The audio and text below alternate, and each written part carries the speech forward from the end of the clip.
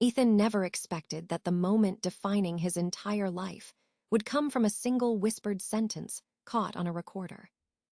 He had spent months drowning in doubt, watching his reputation crumble, while everyone around him told him he was fighting a losing battle. But the truth didn't care about opinions. It was waiting, quiet, patient, inside one audio file he kept hidden like a weapon. A file where Madison, the woman he once trusted most, leaned in and murmured that she could get away with anything because she was a woman.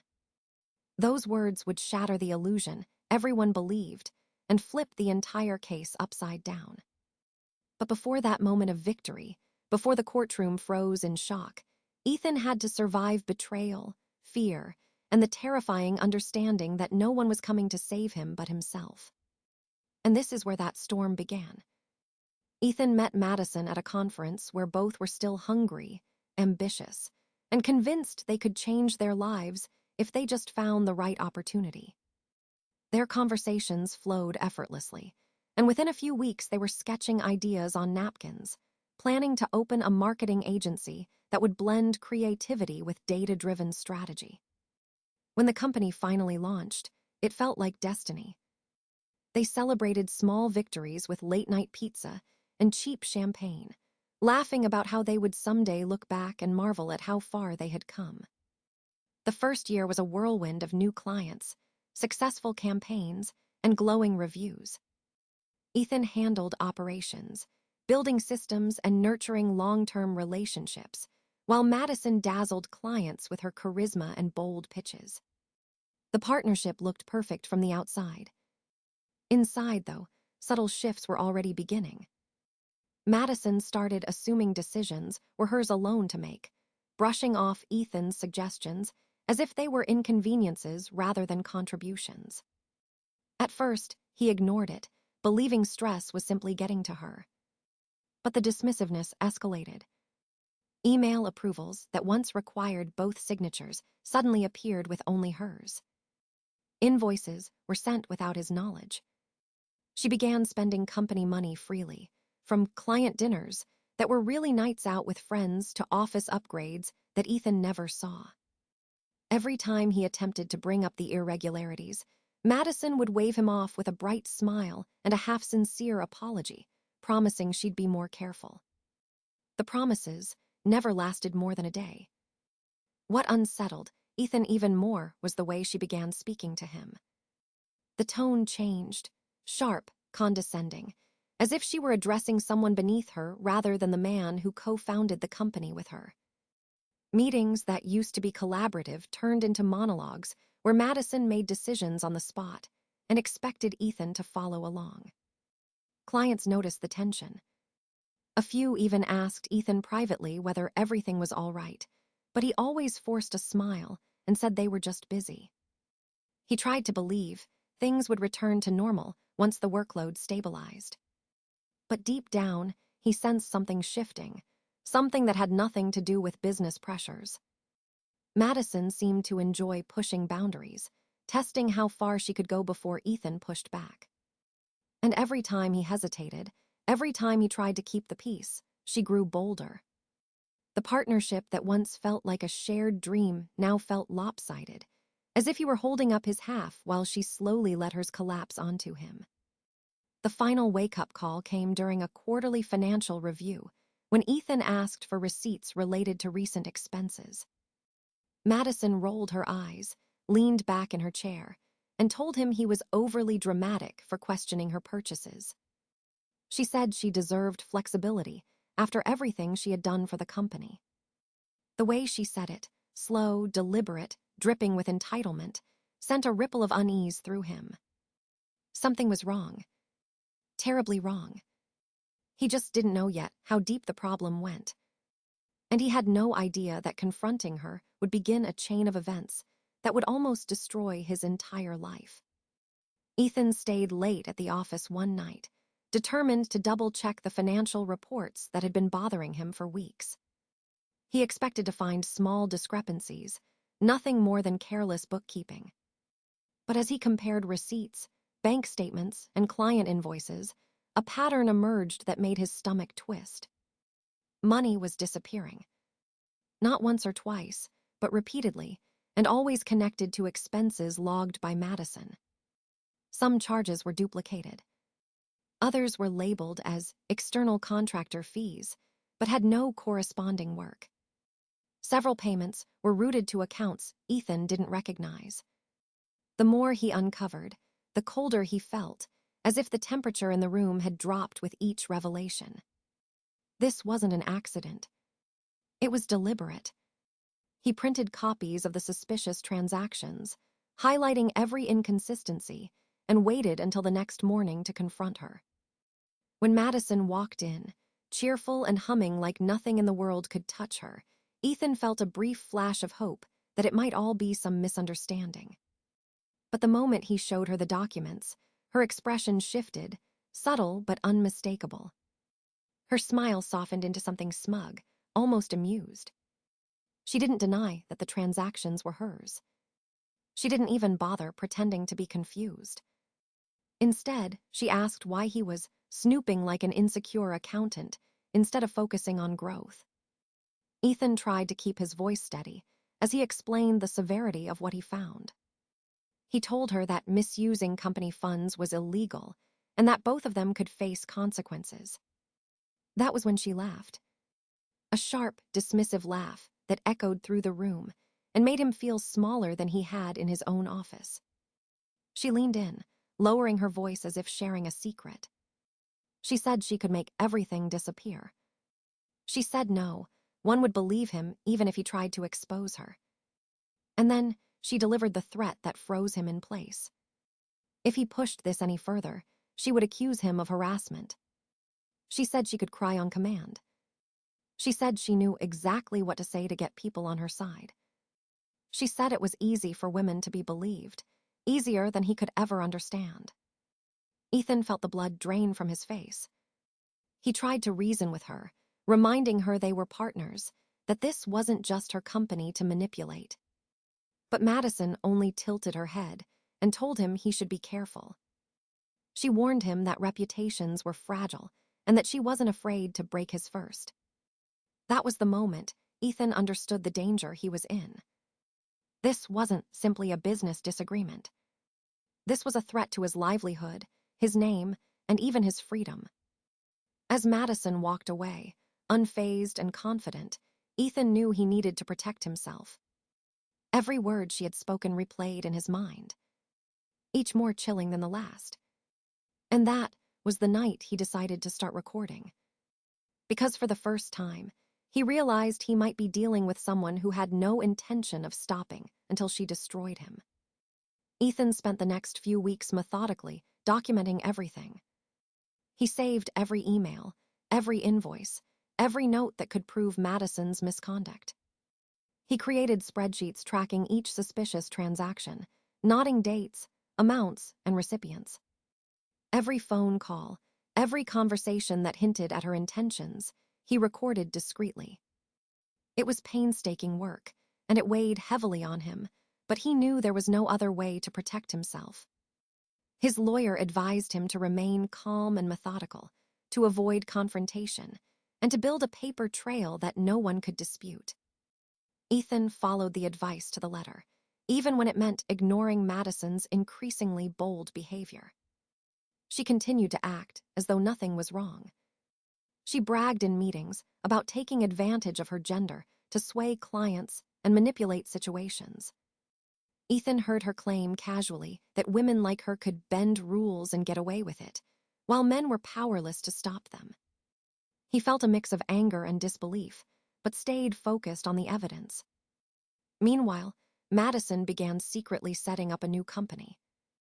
She reached out to key clients, offering better rates and exclusive deals, siphoning business away from the company she and Ethan had built together. Ethan watched helplessly at first, but his lawyer urged him to document every interaction. Every email she sent to clients, every meeting she scheduled, every marketing campaign she launched in secret, all became part of the growing dossier against her. Ethan realized this wasn't just about recovering stolen funds. It was about exposing a deliberate pattern of manipulation and fraud. He spent nights cross-referencing client communications with internal records, noting inconsistencies and establishing a timeline of Madison's deceptive actions.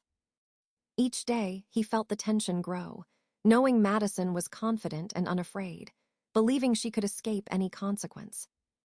Ethan's recordings captured more than financial misconduct. They captured her own admissions of using her gender to gain an advantage. He made sure each recording was securely backed up in multiple locations, protected from deletion or tampering.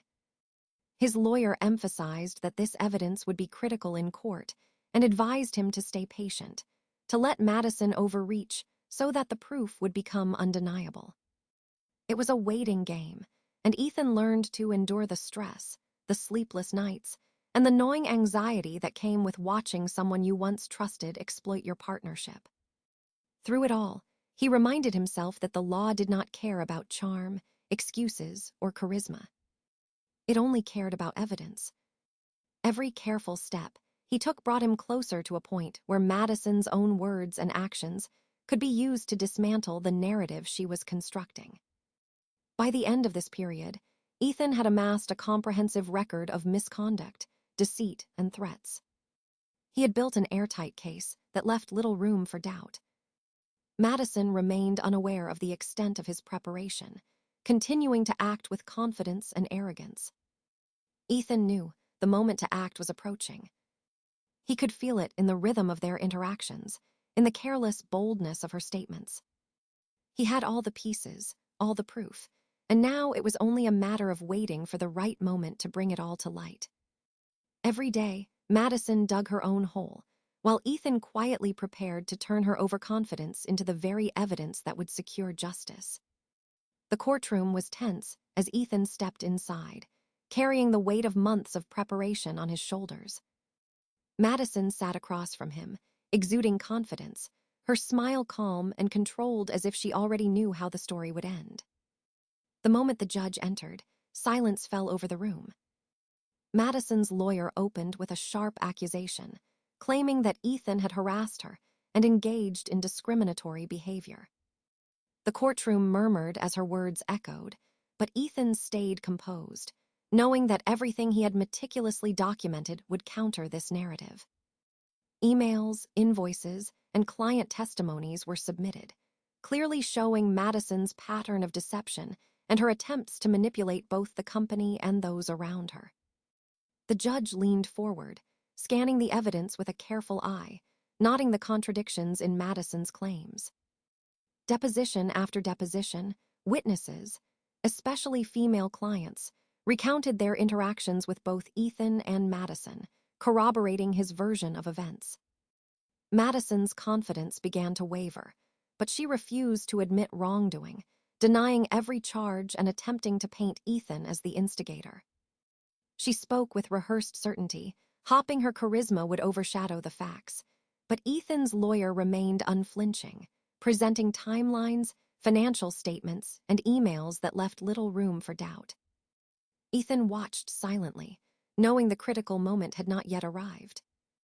He held back the recordings, the ultimate evidence, waiting for the precise point when Madison's own words would make her undoing undeniable. Each time she lied or exaggerated, each time she claimed innocence, Ethan felt the tension rise. He knew that patience was his greatest ally. Finally, during a particularly aggressive cross-examination, Madison overplayed her hand. She mocked Ethan's concerns, laughing at allegations of embezzlement and boasting again about how her gender allowed her to manipulate situations. It was the exact moment Ethan had been waiting for. He leaned forward, signaling to his lawyer to present the recordings. The courtroom went still as the first audio clip played, Madison's voice clear and confident, admitting that she believed she could escape consequences simply because she was a woman. Gasps filled the room. Her lawyer tried to intervene, but the judge motioned for silence, listening intently. The evidence was irrefutable. Ethan finally spoke, calmly explaining the context of the recordings and connecting them to the financial discrepancies and her previous threats. Every lie she had told, every attempt to turn the story against him, was unraveling before everyone's eyes. Madison's composure faltered. Her confident demeanor crumbled as the recordings played on, each admission hitting harder than the last. The judge paused, taking a moment to consider the full scope of her actions and the deliberate use of gender to manipulate both the company and the legal process. It was clear that Madison had underestimated Ethan's preparation and overestimated her own influence. The courtroom tension was palpable, a mix of disbelief, shock, and the slow realization that the balance of power had shifted completely. Ethan remained calm, letting the evidence speak for itself, knowing that the moment he had prepared for so long had finally arrived. Madison sat frozen, trapped by her own words and actions, as the judge absorbed the undeniable proof of her misconduct. The stage was set for the final resolution, and the once confident Madison had nowhere to hide. Madison refused to accept that the courtroom alone would decide her fate. She turned to social media, crafting a narrative where she was the victim of a powerful man trying to ruin her. Posts appeared on Instagram, Twitter, and Facebook, each more dramatic than the last, painting Ethan as a controlling and abusive partner. She shared carefully edited videos and photos, emphasizing moments where she looked upset, claiming they were evidence of harassment. A GoFundMe page was quickly launched, asking supporters to help her fight against a system designed to silence women. Donations poured in as people bought into her story, sharing it widely and offering encouragement.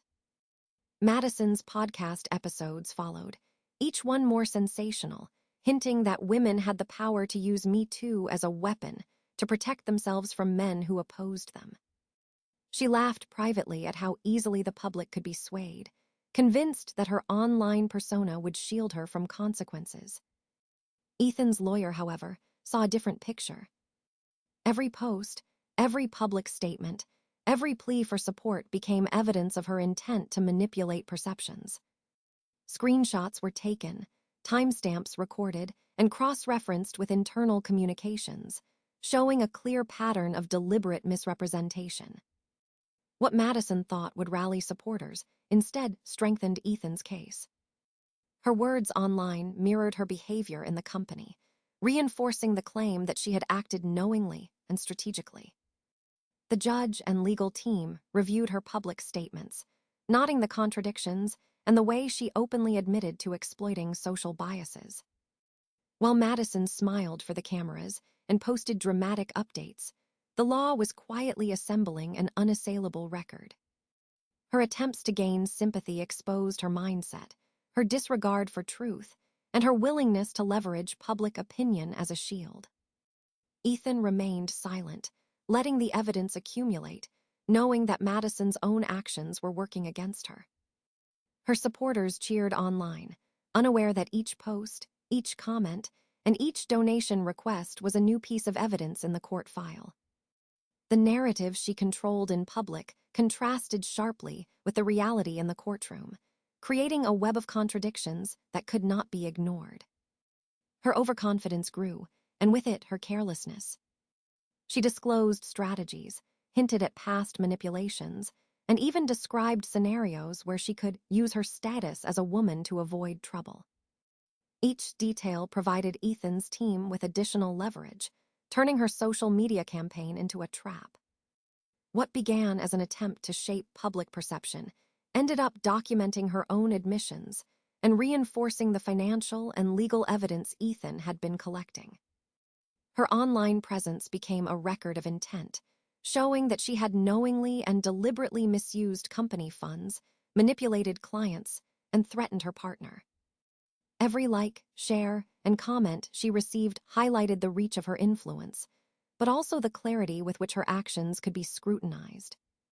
By the time the courtroom reconvened, Ethan had a comprehensive, undeniable package of proof, combining financial records, recordings, and Madison's own public statements. Madison's efforts to appear sympathetic only cemented her guilt, creating a situation where she had no credibility left. The more she tried to control the narrative, the more evidence stacked against her, making it impossible for anyone to ignore the truth. Her confidence, once unshakable, began to crumble under the weight of her own words, setting the stage for the ultimate collapse in the courtroom. The day of the final hearing arrived, and the tension in the courtroom was palpable. Madison walked in, exuding the same confidence she had carried throughout the ordeal, but Ethan noticed a flicker of unease in her eyes. She smiled at the cameras, waved to supporters in the back, and sat down, ready to play the victim one last time. Ethan remained calm, reviewing his notes quietly as his lawyer prepared to present the ultimate piece of evidence. The courtroom had already seen emails, financial records, and witness testimonies, but the recordings had been kept in reserve, the decisive proof that could turn the tide. When the judge called the session to order, Ethan's lawyer stood and addressed the court, stating that there was one final piece of evidence critical to understanding the full extent of Madison's actions. The room fell silent as the first recording played. Madison's voice was clear, confident, and chilling in its honesty. "I can get away with anything because I am a woman," she said, casually admitting that she believed her gender exempted her from consequences. Gasps echoed through the courtroom as everyone processed the statement. Madison's smile vanished, replaced by a pale, rigid expression. Her lawyer attempted to object, but the judge waved him down, insisting on hearing the full recording. Clip after clip played, each revealing more of Madison's mindset, her threats, her manipulation, and her open discussion of exploiting her gender to her advantage. Ethan listened silently, feeling a mix of relief and vindication as months of meticulous preparation culminated in this moment. The judge leaned forward, pen in hand, making notes and occasionally exchanging brief, pointed glances with Ethan's lawyer. The evidence was undeniable. Every financial discrepancy, every threat, every attempt to manipulate both the company and public perception now had context, and it painted a clear picture of intentional misconduct. Madison sat frozen, her previous confidence shattered, realizing that the very arrogance she had relied on to intimidate and deceive was now the instrument of her downfall. The courtroom was tense, the air thick with the gravity of what had just been revealed. The judge addressed Madison directly, asking for an explanation, but she faltered, unable to deny her own words. Her voice wavered as she attempted a weak defense, claiming the statements were taken out of context, but it was too late. The judge's expression remained firm, clearly unconvinced by her excuses.